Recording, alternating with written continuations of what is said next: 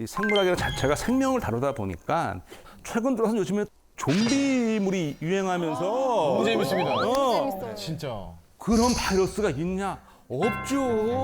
없습니까? 좀비 바이러스 없습니까? 없어요? 없죠. 근데 가끔 언론에서도 좀비 바이러스가 나왔다는데 그거는 내용을 보면 뭐냐 하면은요.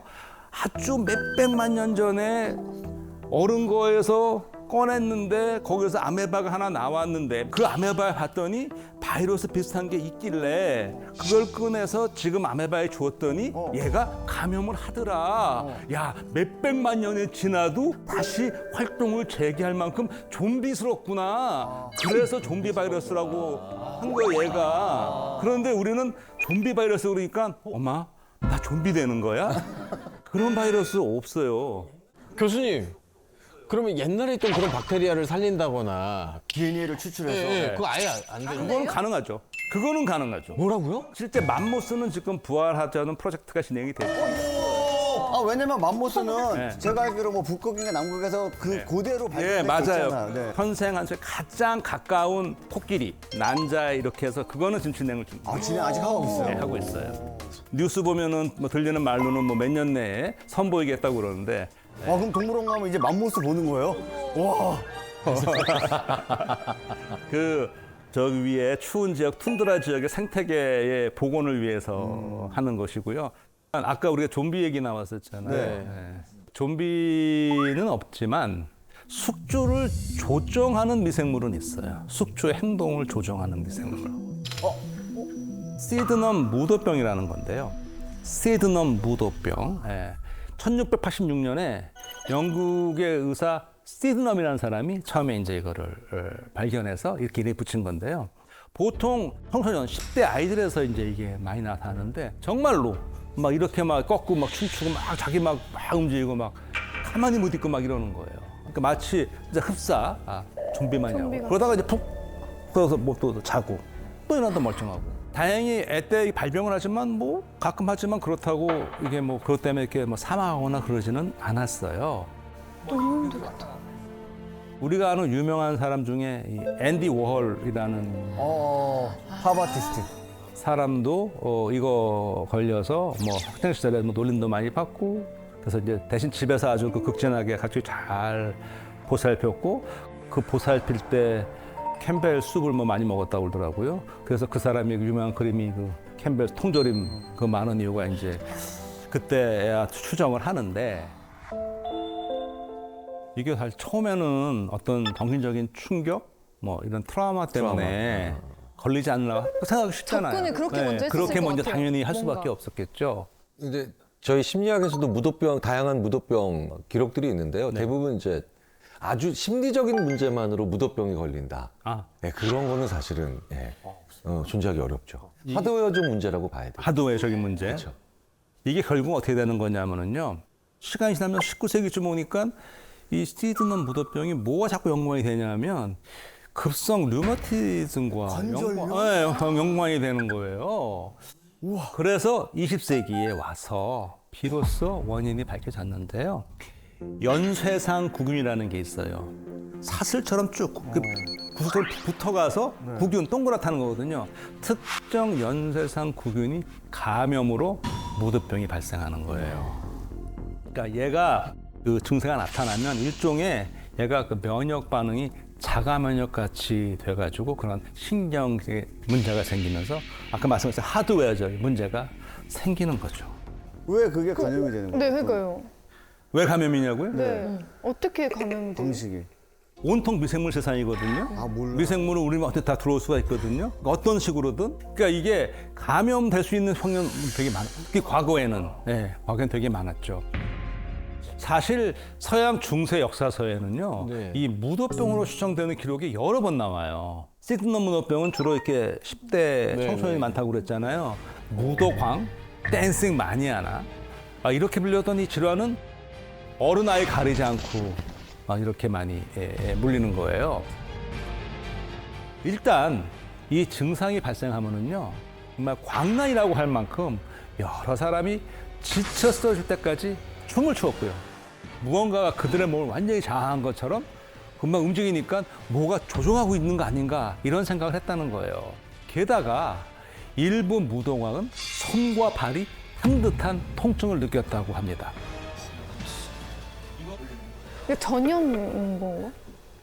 요거는 이제 전염이 아니고 네. 처음에 이제 이걸 보고서는요, 이게 이탈리아 그 타란토 지방에서는요, 이런 발작을 이게 거미에 물렸기 때문에 생겼다고 여긴 거예요. 그래서 이 지역 전통 추민 타란텔라가 미국으로 건너가서 독거미의 타란툴라라는 이름이 붙기도 했어요. 아, 독거미. 아, 큰 거, 까만 거. 네, 그 무서운 거, 독거미. 그렇게 됐어요. 그런데 사실 독은 독인데 독거미에 물려서 그런 건 아니고요.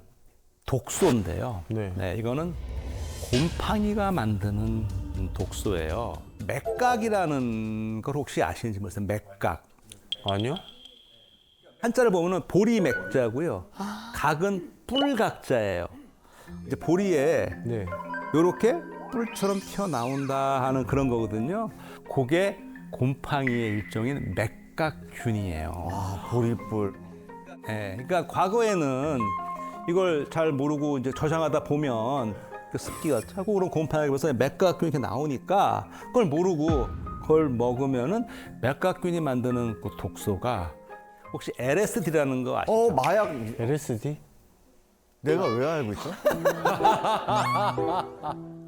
맞아요. 뭐 아실 수도 있죠. 워낙 박식하시니까. 예. 맥각에서 나오는 이 독소가 LSD를 만드는 원료이기도 해요. 역사 속에 있는 무도가 연수단 구근에 감염에 의한 것인지 또는 독에 의한 건지 뭐 유전적인 건지 그걸로 볼 수는 없지만 기본적으로 미생물에 의해서 여러 막춤을 출 수가 있다는 거죠. 네. 자, 혹시 이런 거 가끔 보시는지 모르겠어요. 흰 줄눈 사이에. 홍색이요? 네, 여기 보면 깨끗하시네요 집이. 아 그래요? 저희 집 맨날 있어. 아 묻어. 혹시라도 화장실에서 저렇게 불구슬한 게 보이면 지금 세균 무리가 자라고 있는 거예요. 네. 세균이요. 아, 저 세균 친구가 그 구석대기 이렇게 줄눈 같은 데만 있나요? 아니면은 변기에도 있나요? 변기에도 있어요. 아, 그죠? 변기에도 있고 세면대에도 보시면 물 내려가는 데 있고 주변에 보시면 그것도 이렇게 좀 불구스매질 때가 있어요. 저거 생기는 거거든요. 아니 제가 제 친구 자취하는 친구 집에 옛날에 갔었었는데 쟤를 언제 처음 봤냐면 같은 남자 동기였는데 이제 전날 둘이 같이 술 먹고 자고 일어났는데 화장실 변기가 너무 뻘건 거예요. 제 친구 뭔 일 있는 줄 알고 그래서 오바이트 했는데 피가 막 엄청 났나 했는데 물어보니까 아무 일도 또 아니라는 거예요. 그거 일 그 없었다고. 정도 엄청 많았으면 변기 청소를 굉장히 오랫동안 안 한 거예요. 네, 그 더러운 놈이었던 것 같습니다. 네, 그냥 더러운 애였던 것 같습니다. 그런데 자 이거를 키우면 어떻게 되느냐? 키운다고? 예, 만약 키워보면 좀 빨개요. 근데 좀 예쁘지 않습니까? 예쁘죠? 네. 네, 예쁘죠. 세균 한 마리는 눈에 안 보여요. 근데 얘가 자라면은 하나가 둘, 넷, 여덟, 16 쫙 자라니까 네. 수가 늘어나면 이렇게 눈앞에 동그랗게 돼요. 요거를 우리가 뭐라 부르느냐? 콜론이라고 불러요. 식민지가 아니고 콜론. 원래 식민지라는 뜻이 있잖아요. 우리말로도 있는데 우리말이 더 어려워. 한자라서. 집락.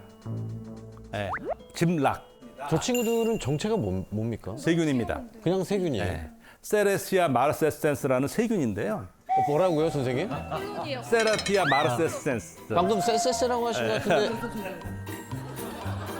이게 창자에도 있고요. 건강한 사람 몸에 다 누구나 갖고 있는 거예요. 네. 그러니까 쟤는 따뜻한 거 좋아하고 촉촉한 거 좋아하고 습한 거 화장실에 좋아하고. 그리고 습한 거 좋아하는데 화장실에 먹을 게 되게 많아요. 왜 많냐? 우리 닦고 하면은요 때 떨어지죠, 뭐 비누 나가죠, 유기물 많고 촉촉하죠, 따스하죠. 자라기 좋습니다. 네. 그러니까 저건 좋게 보면 아 내가 청소를 빨리 해야겠구나 하는 그 시그널을 보여주기도 하는 건데요. 얘는 또 잘 움직여요. 꼬리가 굉장히 빨라요. 그래서 순식간에 저렇게 많이 퍼졌군요. 저기 제 기억에 저기 한 열흘쯤 됐을 거예요. 그런데 저게 저 색깔 때문에 역사적으로 사건이 되게 많았습니다. 왜냐하면 이 붉은 세균이 네. 빨갛잖아요. 마치 뭐처럼 보이냐면 피처럼 보여요. 1819년에 이탈리아 한 지방에서 이 플란타라는 그 옥수수 죽이 있어요. 이제 서민들이 먹는 죽인데 여름철에 해다가 다음날 먹을 때 옥수수 죽에 그냥 피가 그때 이제 핀 줄 알았지. 이렇게 있는 거예요. 그래서 사람들이 막 교회로 달려가서 막 살려달라고 회개하고 막 기도하고 이제 막 그러고 이거 악마의 표식으로 봤으니까요. 그럴 것 같아요, 근데. 예, 예. 그래서 이제 그 당시에 그 유명한 그 이탈리 파도바 대학에서도 이제 위원회를 구성을 하고 파도바 대학은 되게 유명한 대학 이탈리아에서요. 이게 1222년에 설립된 거고요. 이탈리아 명문이고요. 그 유명한 갈릴레오 갈릴레이가 교수로 있던 곳입니다. 근데 여기 이제 그 비지오라는 사람은 약사예요. 이 비지오라는 사람은 이 약사는 그 파도바 대학의 위원회와는 별도로 조사를 한번 해봤어요. 네. 근데 이 사람이 해보니까 이거 자기가 봤을 때는 미생물에 의한 오염이에요. 그래서 이거 분리해서 배양까지 성공을 했어요. 근데 1819년 8월에 익명으로 발표한 논문에서 이렇게 말합니다. 핏빛 폴렌타는 자연현상이다. 처음에 논문을 익명으로 발표했어요. 왜요? 왜 그러냐면 그 당시에 이런 걸 자꾸 섣불리 발표했다가는 까다가다는 이게 생명까지 위협받을 수 있는 좀 악마의 표시로 되는 건데 저거를 분리해서 키웠더니 이런 거 했다가는 큰일 날 수가 있거든요. 그러는데 가만히 있다 보니까 지금 다른 연구한 사람이 이걸 발표하려고 그러니까 이 사람이 자기가 발표를 해요. 4년 뒤에 사실은 그게 나야. 이 미생물이 그 이후에 굉장히 여러 가지 용도로 쓰여요. 이게 지금 원래 악마의 저주였잖아요. 네. 그런데 이게 19세기에 와서는 약으로 또 쓰입니다. 약이요? 약으로. 저렇게 예. 빨간 게요? 네, 빨간 게요. 어떻게 되냐면요. 1890년대에 콜리라는 사람이 이 한 암 환자에 주목을 했어요. 이 사람이 심한 그 피부병을 한번 앓았어요. 근데 심한 피부병을 앓고 나서 암이 나았어요. 그래서 콜리가 생각할 때 저 피부병을 걸려서 어떤 역할을 해서 이걸 치료했다라고 추정을 한 거예요. 그러면 이 세균으로 한번 치료 만들어보자. 주변 사람들은 말렸어요. 왜냐하면 그 검증도 안 되는데 그렇게 하는 게 말이 안 되니까. 그래도 이 사람은 했어요.